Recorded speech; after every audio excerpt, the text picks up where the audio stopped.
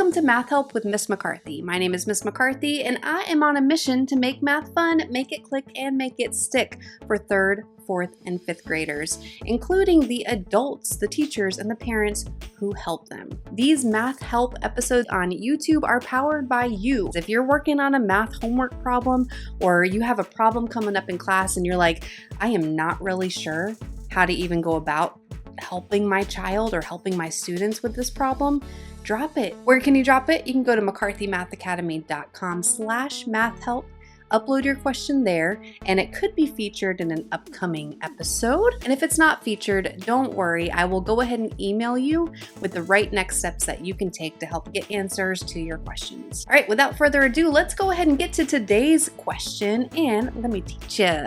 Today's question is a 5th grade question. It comes from Josiah L. in Tampa, Florida. Josiah, thank you so much for submitting this question. And Josiah mentioned that they're working on multiplications with decimals and his students just it's not clicking with them. And parents, your child probably has homework if they're in 5th grade coming home with this soon. So finding the products, that means that we are multiplying here. Now in Florida, we place a lot of the emphasis on a model of what's happening when we're multiplying with decimals because we want students to understand. So here we have 2 3/10 times 4 equals what? And 2 3/10 times 4/10 equals what? All right, let's start with that first one. For 2 3/10 times 4, I can think about it like this. All right, I've got 2 3/10 4 times. So if I were to draw 2 3/10 4 times, that would get me to my answer. So I could either add those up. I could do 2 3/10 plus 2 3/10 plus 2 3/10 plus 2 3/10 to get my answer. Or I can do a drawing, or I can use standard algorithm that I'll show you in just a second. All right, so I'm just going to give myself some space to make sure that I've got enough room here. All right, so 2 3/10 could look like this: 2 wholes and 3/10. And if I do that 4 times, it's going to look like this. Okay, that's 2 3/10 4 times, 2 wholes and 3/10 4 times. So if I were to count up my total that I have now, I have 2 wholes plus 2 wholes is 4, 6, 8. So this would be 8 wholes or 8 ones. And then over here we have 12 tenths. And I know that 10 tenths makes up a whole. So here's 3, 6, 9, 10. If I take those, that gives me another whole. Okay, so that would give me a total of 8 wholes, plus 1 whole would be 9 wholes and 2 tenths.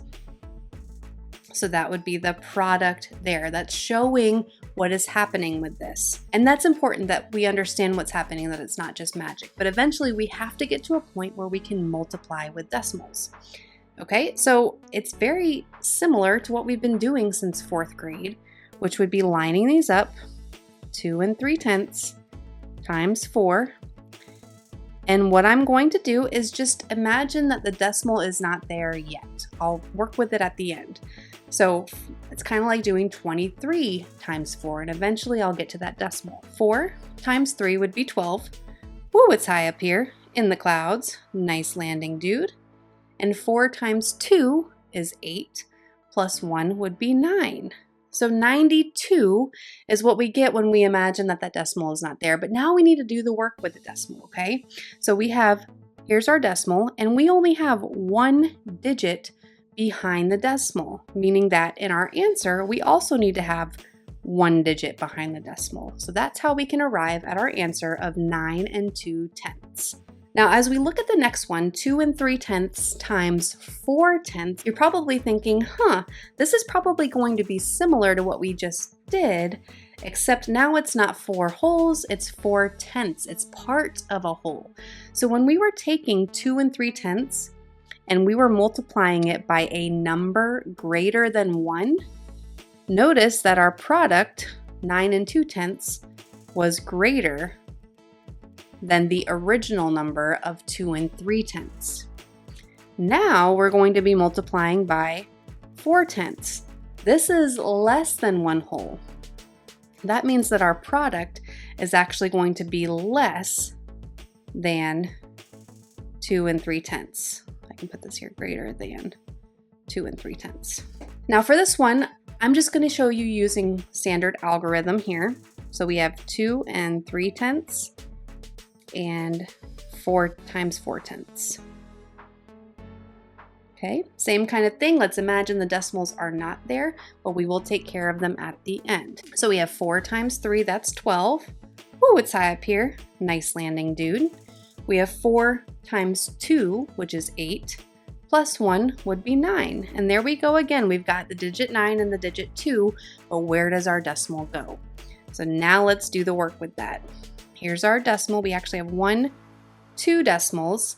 Let's count up how many digits we have behind the decimal. We have the digit 3, we have the digit 4. So we have 2 digits behind the decimal. So our answer needs to also have 2 digits behind the decimal. So our answer would be 92 hundredths. And check that out, 92 hundredths is less than 2 3/10. In my opinion, as somebody who has taught 5th grade, I would spend a little bit of time with that concrete to have them understand what's happening with it. But as soon as I could, I would shift to that standard algorithm because honestly, that's what they are going to see moving forward into 6th grade and all of that. So the sooner that you can get that concept of what's happening with the decimal and understanding that when you multiply by something greater than 1, your product's going to get bigger. When you multiply by something less than 1, your product gets smaller. Josiah, hopefully that was helpful for you and for anybody else who's watching this and is like, yes, I definitely needed some assistance with multiplying with decimals. I kind of forgot. This was for you. And if you're thinking, you know, this was great, I wish that I had like video lessons for every topic in 5th grade, every skill that we have in Florida in 5th grade. Your next step would be to check out one of the plans that you see available up there. You can go to mccarthymathacademy.com/teacher if you're a teacher, or family/family if you are a parent, to learn more about the video lessons that I have in the memberships that I have to offer on that site.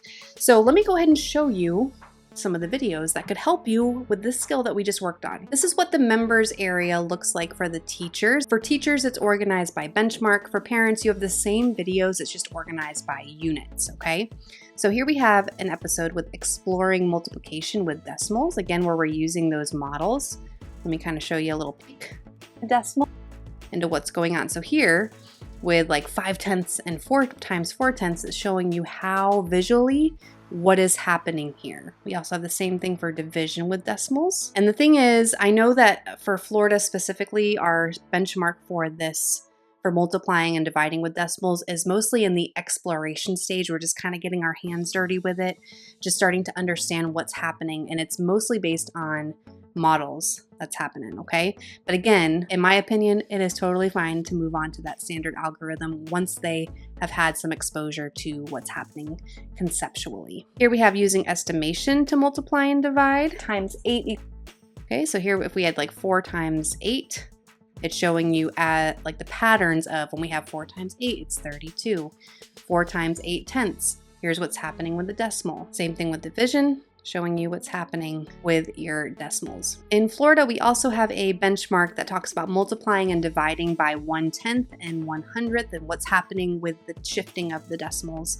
So there's 1, 2, 3 video lessons on that with your printable student guide right there. It's the exact same guide that we're working on in the video, so you can take notes alongside with me, or your students or children can. All right, we also touched base a little bit on this benchmark, which is predicting the relative size of a product, which involves fractions, but there is a connection to decimals right here. So if we know that we have 3 times a value that's greater than 1, what is going to happen to the product? That's essentially what, we're not even solving the answers in this, we're just showing how we can predict what the relative size of the product would be. And then inside of another program that I have, McCarthy Math 155, which is part of the Gold Plan for teachers, or it's another plan for families to sign up for, McCarthy Math 155. These are based on the Common Core standards. Not all of these videos are going to be aligned to what Florida's teaching, but for this one, multiplication of numbers with decimals,